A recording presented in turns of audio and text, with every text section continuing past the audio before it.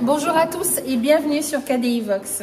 Comme vous le savez, le deuxième tour des élections en République centrafricaine aura lieu ce 14 février 2016. Les Centrafricains sont appelés aux urnes pour élire le futur président de la République. Deux candidats pour la nouvelle gouvernance en République centrafricaine. Nous allons poser des questions aux deux représentants de ces deux partis. Nous aurons sur le plateau M. Dani Kouale Yaburo, qui représente le candidat numéro 1, et M. Bernard Etondo, qui représente le candidat numéro 2.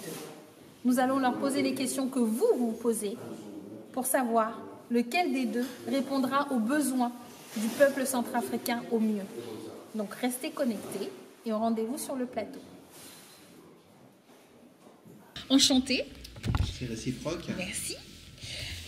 Alors d'abord, ma première question est là, à quelques jours du deuxième tour, dans chaque comité, comment est l'ambiance actuellement? On commence par le candidat numéro 2. Je vous remercie, madame. Je vous en prie. Donc, monsieur Bernard. Etondo, tout à fait. Etondo. Nous sommes sereins. Confiants? Très confiants. Parce que nous avons un projet pour le peuple centrafricain. Un projet, je vous dis, très solide. Voilà ce que je peux vous dire. Et de l'autre côté? Nous sommes très enthousiastes. Le peuple centrafricain s'est majoritairement exprimé en faveur du candidat Anissé Georges Dologuélé pour le premier tour. Et il n'y a pas de raison que pour le deuxième tour, les choses se déroulent d'une manière différente. On travaille pour cela. Anissé Georges Dologuélé se déplace sur tout le territoire national pour parler à tous les Centrafricains de façon à conserver cette confiance-là pour les élections du deuxième tour qui vont se dérouler là le dimanche prochain. Dimanche, très bien. Donc je ne vous présente pas mon collègue Roka Landoum qui est avec moi et qui présentera ce débat tout le long. Bonjour monsieur Roka. Bonjour Dani, bonjour Bernard. Bonjour. Et bonjour Cynthia. Bonjour. Et bonjour aussi à nos internautes. Donc, ce débat va porter sur des grands axes, par rapport au programme des deux finalistes à la présidentielle en République centrafricaine. Alors, on va rentrer dans le vif du sujet.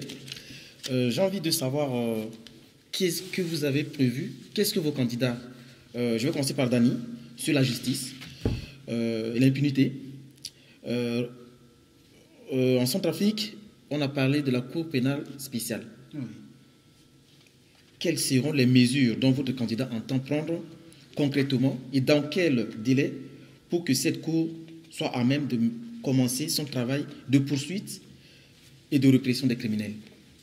Donc on rappelle que vous êtes au soutien du candidat numéro 1, monsieur Anissé Georges Dologuélé.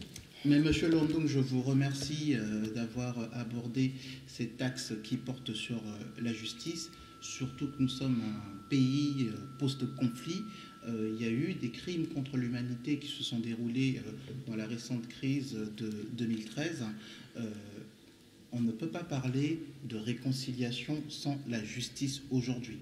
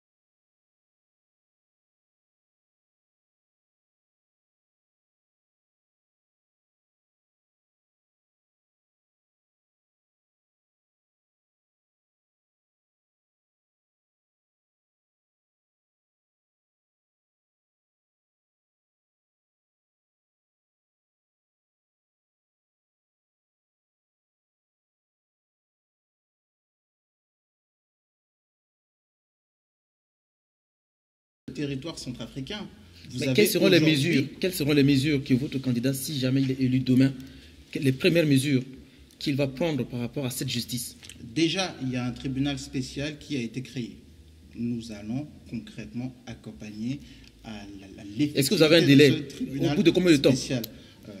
les choses peuvent aller très très vite. Il suffit de mettre en la volonté politique et les moyens financiers et la compétence humaine. Les choses peuvent aller très très vite. Former les juges, leur mettre à disposition les moyens de leur travail et les choses iront d'elles-mêmes. Donc vous remettez en cause actuellement la formation des juges qui existent en place? Alors, il ne faut pas voir les choses sous cet angle-là. Nous avons dans notre système judiciaire des juges qui sont compétents.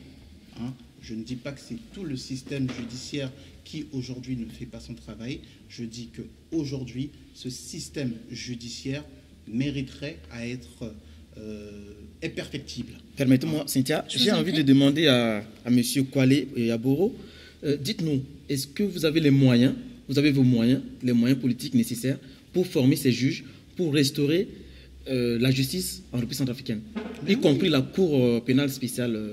Mais qui va les former? Nous sommes un État. Nous avons dans notre pays, dans notre capitale, une école de la magistrature. Nous avons les structures qui permettent aujourd'hui de mettre nos autorités judiciaires dans un environnement de formation adapté.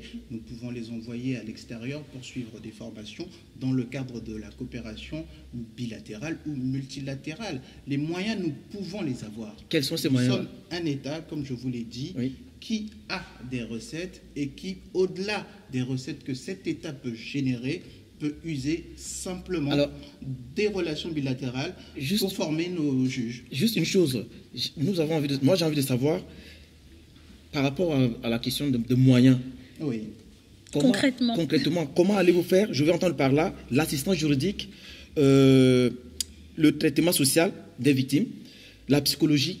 On va déjà faire deux questions parce que pour le temps de parole, il faudrait que on va donner la parole à puisse répondre tout à l'heure. Mais dites-nous concrètement par rapport à l'assistance juridique, par rapport au traitement des personnes, les victimes, parce que pendant les 3 dernières années, nous avons constaté qu'en République centrafricaine, il y a eu beaucoup de victimes. Quelle sera leur place demain si vous êtes au pouvoir? Alors, cette crise, elle a affecté, si je peux me permettre de le dire, toute la population centrafricaine. Il y a des familles innombrables qui ont perdu leur maison, par exemple, qui étaient obligées de se déplacer. Et aujourd'hui, ce serait vous mentir que... Quel serait le traitement réservé à ces gens-là? Il y a une politique qui sera mise en place pour favoriser le retour des réfugiés, des personnes qui ont vraiment tout perdu et qui aujourd'hui, malgré les efforts, malgré la paix relative qui s'est installée dans la capitale, restent encore dans les camps de déplacés. L'État va mettre en place un fonds d'indemnisation et de solidarité à ces personnes réfugiées-là, de façon à ce que ces personnes-là puissent revenir chez eux et avoir un minimum de toit. Donc là, vous nous parlez d'indemnité financière? Je parle de mesures d'accompagnement. D'accord. Mais ce qui vaut forcément quelque chose de pécunier? Pas forcément. Aujourd'hui, l'État peut mettre à disposition des déplacés les moyens de reconstruction d'un nouveau logement. Ça ne nécessite pas forcément de leur donner de l'argent. Qu'est-ce que vous appelez les moyens? Parce que concrètement, dites aux Centrafricains. C'est ce que je vous dis, concrètement. Non, vous nous dites, on va mettre des... Oui, mais c'est quoi? Qu'est-ce que vous avez... Si l'État centrafricain, aujourd'hui, dit à la population, OK, vous êtes déplacés, voici de la tôle, voici une porte. Alors, je rappelle à nos internautes... Pour construire votre logement...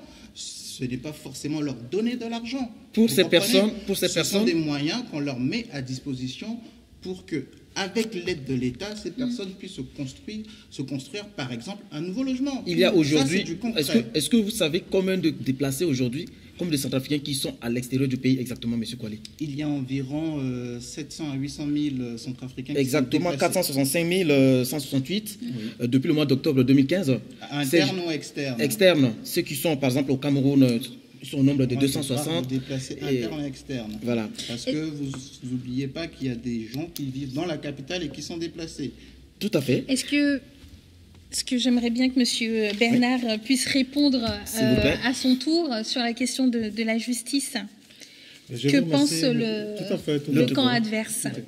La problématique de la justice et de la Cour pénale spéciale, je vois mon frère Koualé bondir sur le sujet, pieds joints, je crois qu'il faut être sérieux. On n'aborderait pas ce problème-là de cette manière-là. Cette justice est voulue par la population centrafricaine et par la communauté internationale. Et à ce que je sache, la communauté internationale apporte beaucoup de moyens pour la mise en place de cette institution. Elle est spéciale. Et de là à partir dans tous les sens pour proposer des solutions spécifiques, permettez-moi de dire que je n'en ai pas la prétention. Et si votre candidat est élu demain, qu'est-ce que vous allez faire concrètement? Tout à fait, ça relève. Je réponds au problème de la Cour pénale spéciale. Tout à fait. Je crois que ça relève quand même de la discrétion du chef de l'État. Ça relève du chef du gouvernement qui pilote la politique du pays, à eux de décider, quand bien même nous avons conscience que cette justice aura lieu. Tous les problèmes de timing, tous les problèmes d'organisation, tous les problèmes de moyens, ça nous échappe. Soyons honnêtes. On ne va pas bondir sur un sujet comme ça parce que le journaliste nous la donne.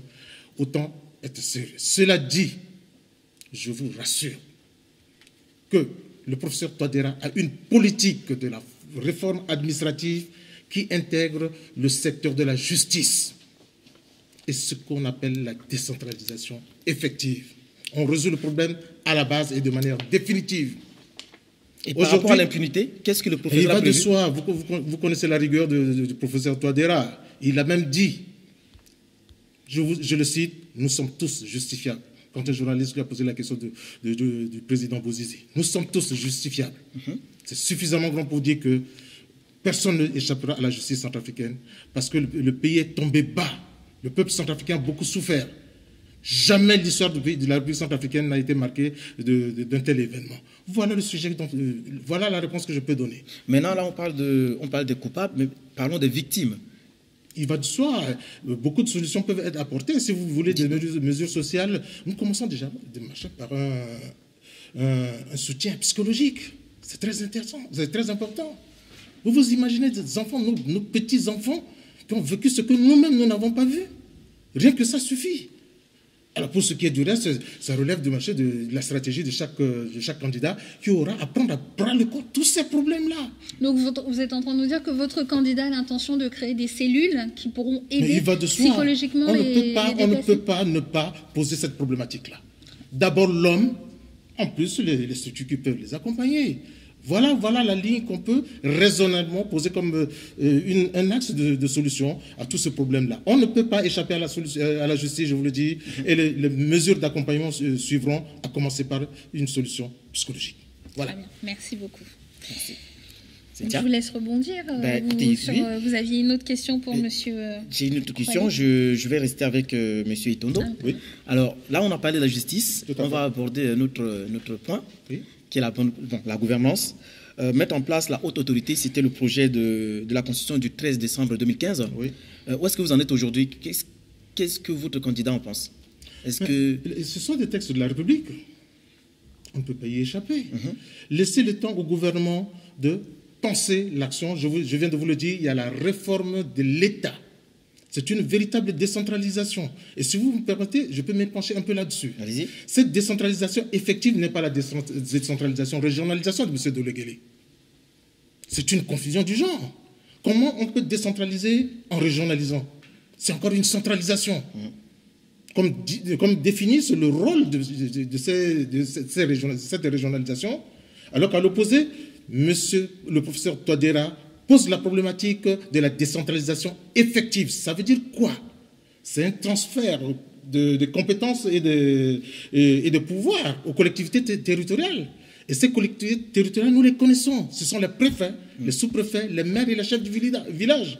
Autrement dit, première innovation du professeur Touadéra, la décentralisation effective réhabilite les chefs du village, les maires, dans leurs attributs et dans leur statut. Il y a des statuts qui sont définis. Avez-vous une idée du délai? Le délai? Oui. Mais ça pose le problème du marché d'une loi. Oui, mais est-ce que par rapport à cette loi organique... Non, on ne peut pas poser le problème comme ça. Allez-y. Il y a des impondérables. Quand on prend un pouvoir, il y a des impondérables qu'il va falloir gérer. Et après, le gouvernement planifie le programme que nous pouvons mettre en œuvre. Donc, réhabiliter les chefs du village et les maires dans leurs compétences, notamment faire passer en perte et profit cette gestion la gestion des mairies en délégation spéciale. Les maires doivent être élus. Et là, je peux prendre le risque de vous dire, hein, madame, monsieur, qu'au moins, à la fin de 1976, au moins une élection municipale pour équilibrer ou gérer l'espace du territoire centrafricain. J'ajoute à ceci. Oui. On a toujours accusé le professeur... Vous remettez en cause actuellement le système actuel? Fondamentalement, madame. Cette réforme ne nous amènera loin, nous amènera nulle part. La réforme régionalisation, c'est vraiment permettez-moi l'expression, madame, une masturbation intellectuelle. On ne peut pas avancer. On va essayer de voir qu'est-ce que le camp adverse en pense. Oui, est-ce que vous pensez que la bonne gouvernance passe par la décentralisation ou il faut garder le système actuel? Alors, l'organisation administrative de l'État, à mon sens, ne constitue pas le fort de la bonne gouvernance. C'est un ensemble de données qu'il faut conjuguer pour atteindre cet idéal de bonne gouvernance.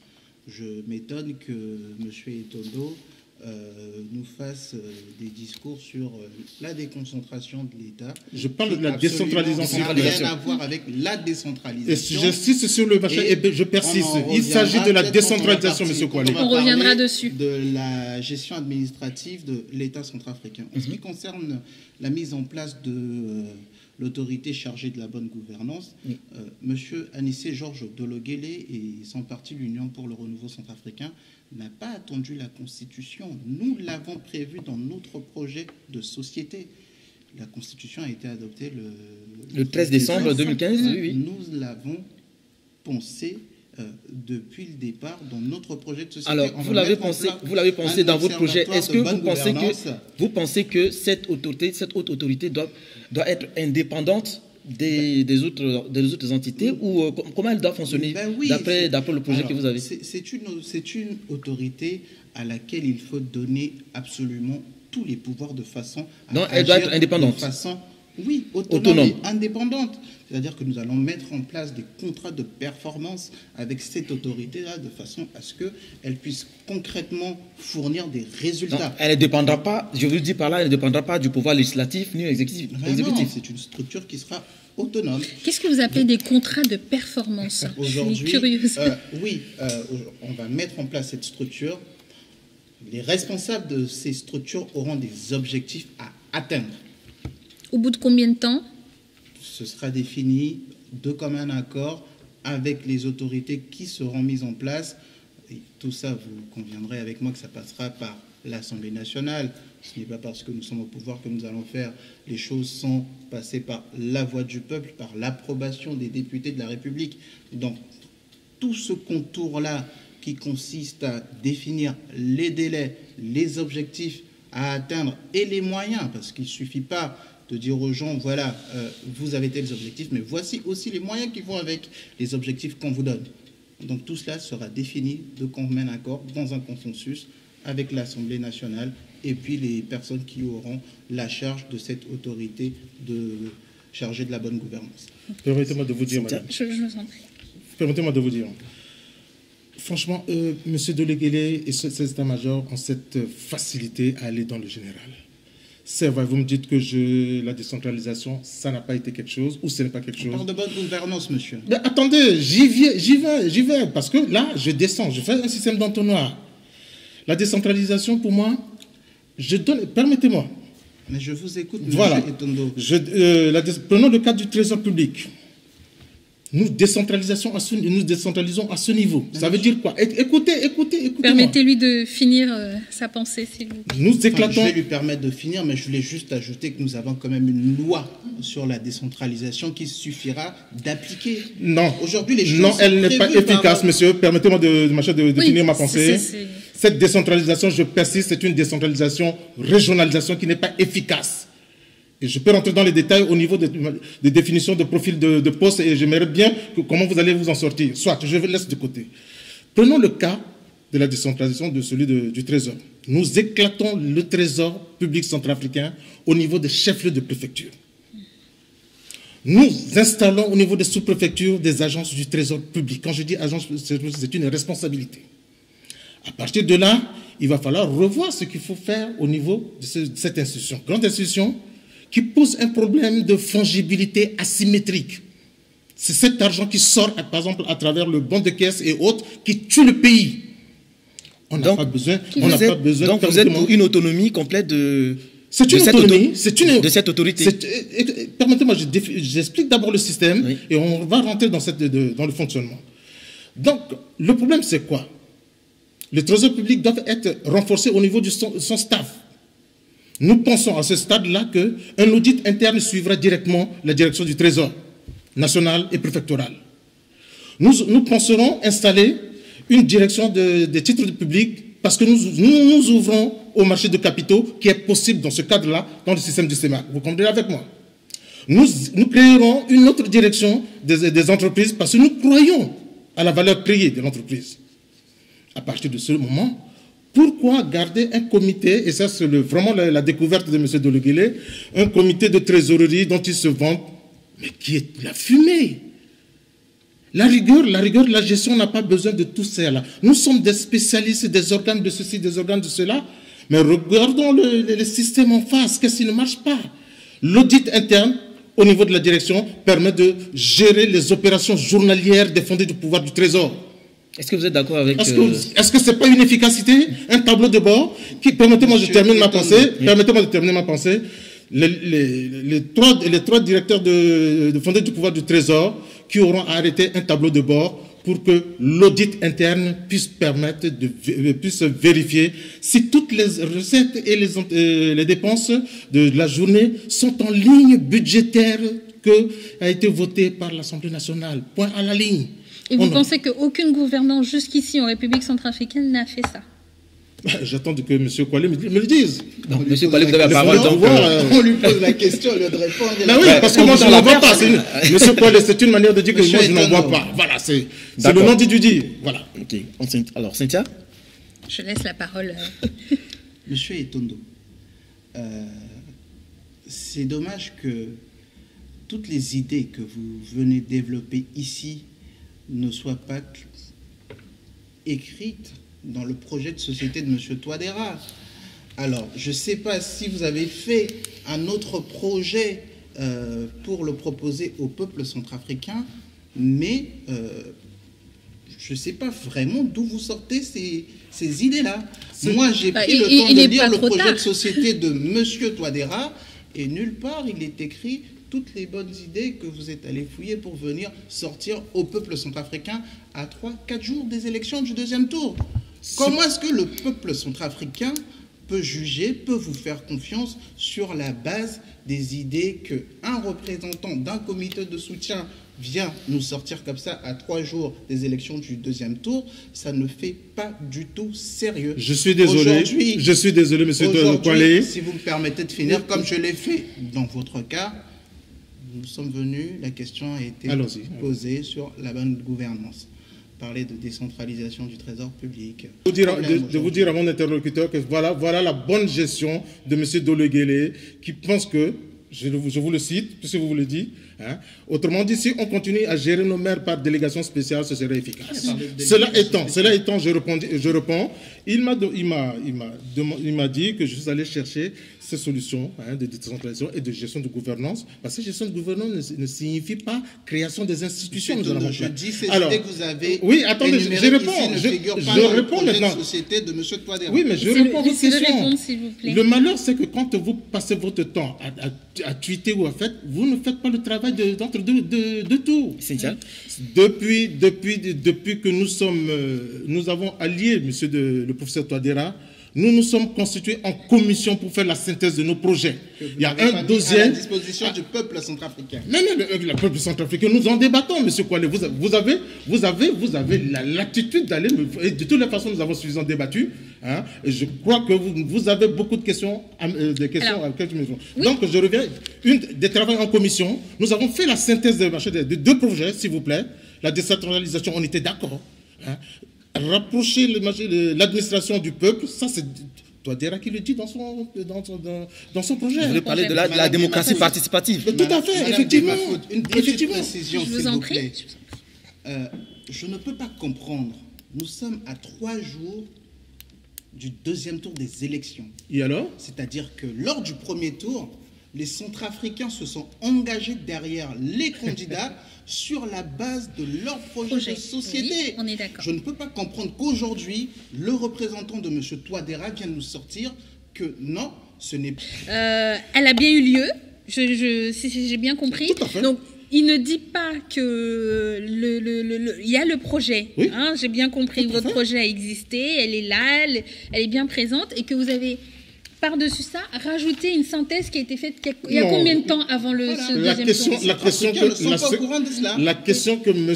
Koualé veut soulever, c'est quoi? Je vous le dis. J'ai été le conseiller de M. Gaston Ngerekata. Ngerekata s'est allié derrière M. Touadéra. M. Touadéra. Ce n'est pas pour les beaux yeux de M. Touadéra. Toutes les personnes qui viennent, si de l'autre côté, on est venu pour le poste ministériel, mais nous ne voyons pas la chose comme ça. D'accord. Puisque au premier tour, excusez-moi, madame. Je vous en prie. Oui, quelques secondes. Oui. Puisque vous avez passé tout le premier tour à faire des postures, à faire des démonstrations de force, vous n'avez pas été à l'écoute active de ce que M. Touadéra a développé comme thème. Voilà le problème. Le but aujourd'hui, c'est pas que le camp adverse entende ou pas, c'est surtout que les Centrafricains et Centrafricaines comprennent votre projet. Décentralisation, tout à fait. D'accord. Aujourd'hui, bien sûr. Voilà. Personne n'a développé son projet. Revenons vraiment à la base de ce débat. Oui. Concrètement, messieurs, qu'est-ce que les Centrafricains et Centrafricaines vont comprendre à la décentralisation? Est-ce qu'aujourd'hui, ça fera partie de leur quotidien? Non. Oui, madame. Vous voulez que je donne un exemple? Je vous en prie, mais moi, j'aimerais vraiment que vous leur dites qu'est-ce que leur quotidien va changer si votre candidat ou le candidat inverse prend le pouvoir aujourd'hui. Qu'est-ce que la trésorerie va changer en République centrafricaine? Comment ils vont être payés? Comment les fonctionnaires vont être payés? Dites-nous concrètement ces choses-là, parce qu'on part sur un débat où aujourd'hui les Centrafricains Mais non, ça son importance, ne vont madame. plus vous écouter. Permettez-moi de vous dire, Je vous en prie. tant qu'il n'y aura pas une efficacité administrative et fonctionnelle, on ne peut pas avoir une efficacité économique. C'est tout le débat. Je vous donne un exemple de la décentralisation effective. Vous savez que dans notre pays, il y a des enfants qui ne vont pas à l'école parce qu'on n'a pas d'acte de naissance. Alors, justement, Voilà la réalité. Qu'allez-vous faire? Oui, mais c'est ce que je vous dis. La naissance, c'est à la base maintenant, madame.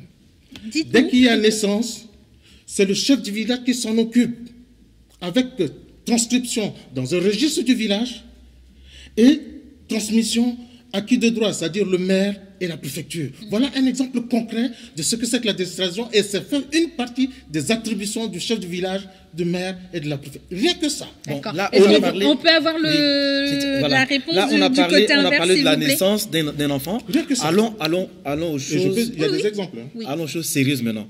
On entend beaucoup plus parler, parce que si on parle de la bonne gouvernance, il y a aussi cette notion de la corruption. On est bien entendu. Si demain, Administrativement. voilà, on parle, administrativement. Parce qu'au niveau de la corruption, j'arrive pour faire un papier, on me demande 500 francs ou bien 1000 francs pour que mon papier sorte au bout de 2 jours ou bien au bout d'un jour. Si demain, votre candidat, M. Anicet-Georges Dologuélé, arrive au pouvoir, qu'est-ce que vous allez faire pour lutter contre cette corruption, concrètement? Alors, le but premier de cet c'est la observatoire de bonne gouvernance Oui. dont je vous parlais, quand je vous expliquais que nous n'avions pas attendu la Constitution et que nous l'avions prévu dans notre projet de société, le but premier de cet organe, c'était la lutte contre la corruption. C'est la lutte contre la corruption. Pour revenir à tout ce qui est décentralisation, pour faire simple, aujourd'hui, la décentralisation pour le citoyen, c'est l'accès. Bon, là, vous êtes en train de répondre à la question de M. Etondo. Donc, moi, je veux savoir Non, qu'est-ce que vous allez faire pour la corruption. Oui, on va revenir sur la lutte. On le laisse répondre Concrètement, sinon. pour lutter contre la corruption, c'est simple. Pourquoi les gens sont corrompus? Parce qu'ils n'ont pas assez de revenus pour vivre. Donc, il faut mettre ces personnes à l'aise en leur fournissant le revenu qui leur est dû. Leur salaire, il faut le payer.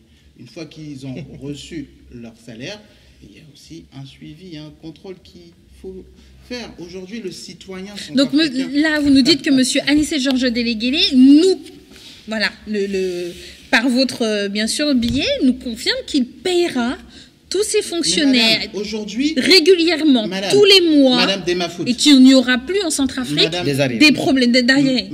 C'est ce que vous êtes en train de nous dire. Madame Demafout, oui, je vous ai... Tout travail mérite salaire. Malheureusement, les 36 mois de salaire, sont en perte de profit. On fait un fait d'armes d'avoir rémunéré un travail fourni par un citoyen centrafricain. Hormis le travail, n'a pas fait. Hormis le paiement de salaire. 36 mois de salaire qui passent et qui sont encore en matière. J'ai envie d'aller un peu plus loin. Nous avons un plan d'appurement de ces salaires-là. Il a été police pendant 24 mois. 36 mois d'arrière. Comme c'est vous qui avez la parole, ministre des Finances, ça fait 4 ans, monsieur. Monsieur Tendo, excusez-moi. Comme c'est vous qui avez encore la parole, moi j'ai envie d'aller plus loin là, parce que vous m'avez dit c'est votre première mesure par rapport à cette bonne gouvernance. Quels seront les outils pour lutter, hormis le salaire, quels seront les outils que vous allez mettre en place? Est-ce que vous allez mettre en place un comité, un collège pour pouvoir suivre les corrupteurs, ou c'est comment que vous allez faire? Monsieur Landong, rien que la sensibilisation du peuple. Quand le peuple centrafricain va être informé, il va comprendre qu'il n'est pas obligé de payer pour avoir un acte administratif. Mais moi, si je suis corrompu, comment je fais? Je m'adresse à qui? Oui, mais il y a l'autorité de la bonne gouvernance qui est là, que vous pouvez saisir avec des preuves, des actes factuels pour dire je suis allé pour demander un acte de naissance, le timbre à payer c'est 500, on me demande 1000 francs. Qu'est-ce qui se passe? Voici la personne qui en est coupable. La justice fera son travail, c'est si simple que ça. Quelles sont les sanctions prévues pour ces genres de cas? Aujourd'hui, la mentalité centrafricaine s'est laissée inonder par ce concept-là de il faut que je paye quelque chose pour avoir un acte administratif, il faut que je paye quelque chose pour que ça aille plus vite. Non, les choses ne doivent pas se passer comme ça. Et le corrupteur? Il y a des mesures simples. Les timbres fiscaux, nous vivons tous ici en Europe. Quand on va demander un acte, on nous demande des timbres. 10 euros, 20 euros, on paye ce timbre-là et ça s'arrête là. Pourquoi on ne pourrait pas adopter le même système chez nous? On a des timbres chez nous. Pourquoi on ne pourrait pas dire, pour faire un acte de naissance, fournissez 500 de timbres, 1000 francs de timbre, tu payes ce timbre et ça s'arrête là. Je ne vois pas si on organise vraiment toute l'activité administrative, pourquoi le citoyen, je ne parle pas de la personne qui va exiger des sous, je parle de la personne qui va donner de l'argent pensant que c'est en donnant de l'argent que je vais avoir ce service public. Est-ce qu'il y a des mesures prévues pour les deux personnes? Et quelles sont ces mesures? Mais la corruption est un fait, est un délit, monsieur. Puisqu'il y a le corrupteur, le corrompu. Est-ce qu'il y a des... c'est prévu par la loi centrafricaine. C'est pour ça que je vous disais, si on tout le monde ne lit pas la Constitution ni la loi. Mais c'est pour ça qu'il faut en résumé, il faut sensibiliser le peuple et lui dire, écoutez, la sensibilisation vous ne n'avez suffit pas à payer pour avoir un acte administratif. Alors si l'acte est commis, si la corruption est commise, quelles sont les mesures de sanction de ces faits devant la justice? D'accord, donc vous voulez que je vous dise que pour tel fait, c'est 2 mois, de prison, pour tel autre fait, c'est 3 mois. Alors, avant d'avoir la réponse du candidat adverse, j'ai juste envie de vous dire pourquoi depuis toutes ces années, en République centrafricaine jusqu'aujourd'hui, en 2016, la lutte contre la corruption n'a jamais pu être résolue. Pourquoi? Madame, monsieur, non, mais dites-nous juste. Je vous réponds. Pourquoi monsieur Déléguélé, on a fait quelle baguette magique il a pour pouvoir réussir à... Je vous donne un exemple tout simple de lutte contre la corruption. L'affaire Zongowal. Qui a initié cette affaire? N'est-ce pas monsieur Déléguélé? Une société fictive qui avait été créée, qui revendait du carburant acheté hors taxe à l'État centrafricain, qui était censé être vendu à l'extérieur du pays et qui était revendu à l'intérieur du pays, entraînant un énorme manque à gagner pour l'État centrafricain. Qui a porté cette affaire en justice? C'est M. Déléguélé. C'est vraiment... Oui, c'est M. Déléguélé. C'est des voleurs qui... C'est des faits concrets. Accusation sur les autres régimes. C'est mon propos. Je ne vais pas accuser... vous êtes là en tant que représentant de M. Déléguélé, monsieur. Je parle de ce que a fait vous êtes représentant de M. Déléguélé et aux affaires. Très bien. Maintenant, les faits de corruption qui se sont déroulés de 2008 à 2013, je laisserai M. Etondo dire pourquoi son candidat étant Premier ministre a laissé faire. C'est si simple que il va répondre à son de 2008 tour. à 2013, nous avons eu des milliardaires en RCA alors que le peuple centrafricain n'a même pas de quoi manger. Mais où était notre Premier ministre? Vous pouvez lui laisser répondre, monsieur Alors, mesdames, messieurs, monsieur Kwale a commencé par dire que si on perd régulièrement les salaires, les fonctionnaires ne seront pas corrompus. Permettez-moi de dire que quand même, M. Dologuélé a été 4 ans, y compris ministre de Finances, 4 ans aux affaires. Il sort avec un passif de 36 mois de salaire. C'est aujourd'hui qu'il viendra nous parler encore de salaire? C'est faux, monsieur. Sur le bilan, on va y revenir. Nous, on a envie de savoir qu'est-ce que votre candidat a prévu concrètement. Mais il n'a pas prévu, il a créé. Permettez-moi. Oui. D'abord, le comité de gestion dont vous vous vantez, ça date de quand? De M. Dologuélé. Il ne l'a jamais appliqué. Il ne l'a jamais appliqué.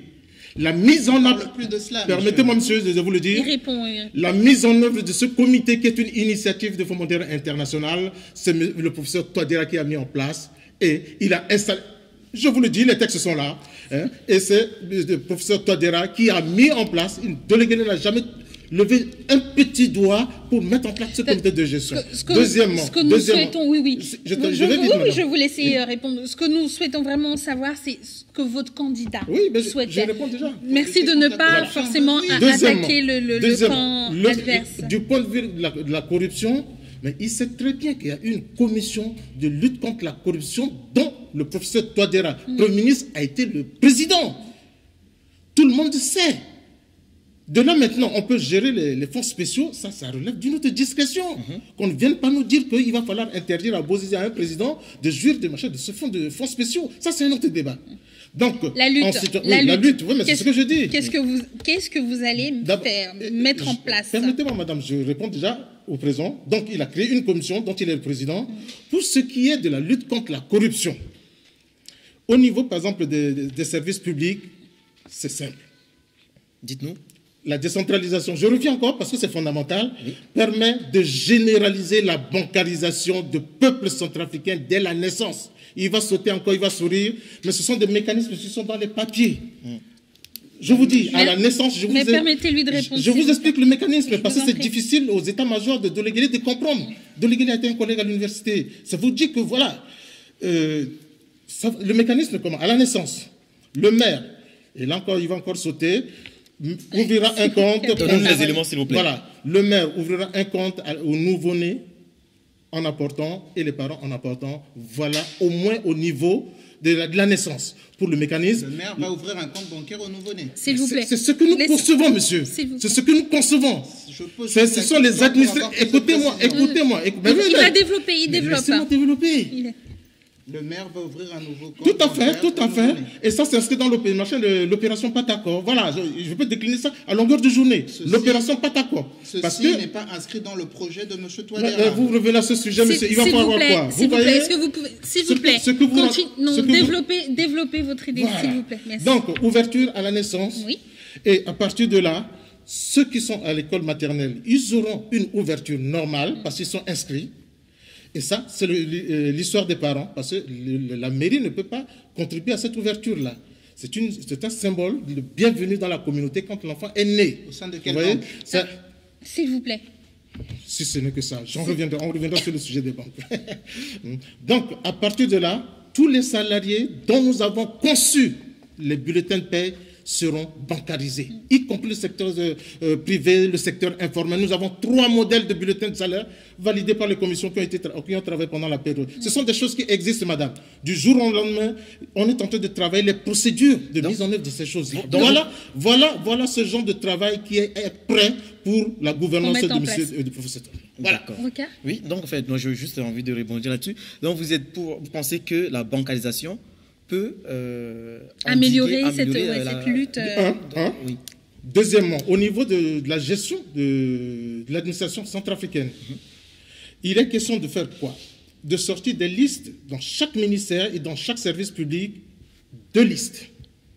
Une liste des services payants, une liste des services gratuits, affichés Si c'est au ministère, à la mairie, dans toutes les collectivités, dans tous les services publics, pour que les gens sachent, S'il vous plaît. pour que les gens sachent quel est le service qui est payant, quel est le service qui n'est pas payant. Hein. Comme il a dit, je peux le concéder et lui concéder parce que nous sommes les champions de la bancarisation. Quitte à ce qu'on demande la procédure de payer autrement, on peut le faire. Mais